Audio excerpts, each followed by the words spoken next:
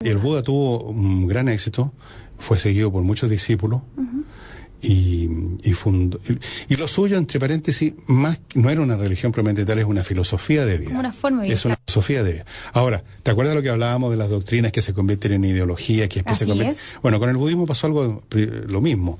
Parte en el fondo como una filosofía si tú quieres, austera, y que te dice cosas terribles, como que la vida en el fondo es una fuente de miles de factores de sufrimiento, desde las cosas que pierde, de las cosas que no consigue, etcétera, y te da una receta que parece dura. Al principio te dices, abstente todas esas cosas y céntrate en ti mismo. Pero eso se convierte en religión cuando las masas empiezan a ver a Buda en primer lugar como una figura sagrada, como una encarnación de la divinidad, una de las muchas reencarnaciones de la divinidad, sí. Y empiezan a adorar al Buda. O sea, si tú ves, por ejemplo, documentales de lugares donde impera el budismo, tú ves a gente adorando, yendo a un templo donde hay una figura de Buda y poniéndole unas velitas. Se convirtió en religión, pero no es religión. Es decir, no hay aquí una promesa de salvación eterna en el sentido de que tú te vas a ir al cielo, que tú vas a vivir para siempre, no. Es más, el budismo dice, ojalá que tú te aniquiles.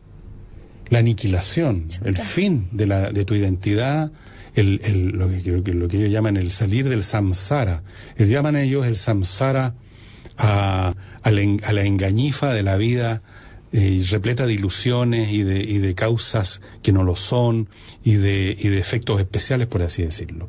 Y donde uno está encadenado una y otra vez por el deseo, por la ambición y por el sufrimiento. Entonces, liberarse de eso significa liberarse de la vida, liberarse de esa vida y liberarse de toda forma de vida y volver al seno inconsciente o de una conciencia incomprensible de la, no sé si la divinidad o lo que sea. Bueno, pero eso de religión propiamente tal, con personas que piensan que hay una especie de super papá que le va a hacer favores, que es la manera como la religión la entiende la gente, ¿no? Un super papi, el tata eterno, que los mira, que los cuida, que los vigila, que les hace cariñito, que los salva de los problemas, que hace milagros y que los lleva al cielo finalmente. Bueno, el budismo no tiene nada de eso. Pero degeneró un poco en una cosa como esa con el paso de las generaciones y con la masificación. Pues se convirtió en un fenómeno de masa en la India, en otras partes también. En China también hay algo de budismo. Y bueno, el Dalai Lama, en el Tíbet, es una sociedad fundada, organizada alrededor de los principios de la doctrina budista, pero allá también funciona casi como una religión.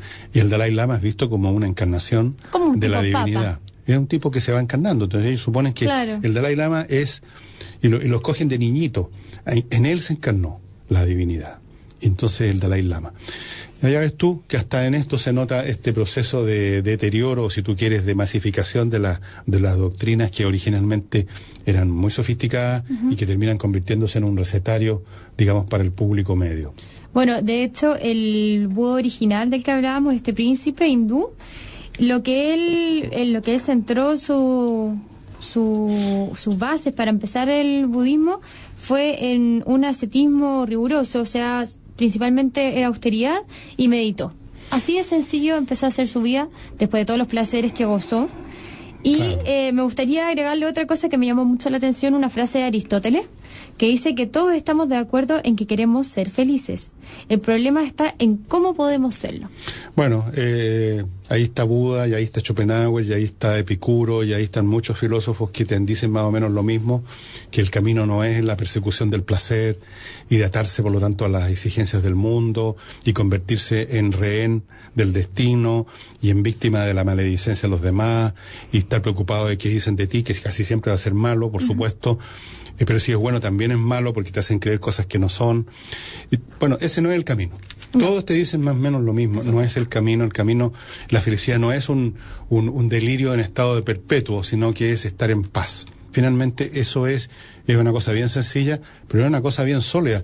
Hay gente de campo, especialmente que vive en un medio menos estimulante, con menos llamamientos del mundo, donde uno puede observar a veces gente que ha llegado a ese estado, y uno dice, mira el viejo cómo está tranquilo, echado en su sillón, ahí en su mecedora, en el porche, mirando a ninguna parte. Ese tipo está probablemente en un estado de paz, que es la felicidad.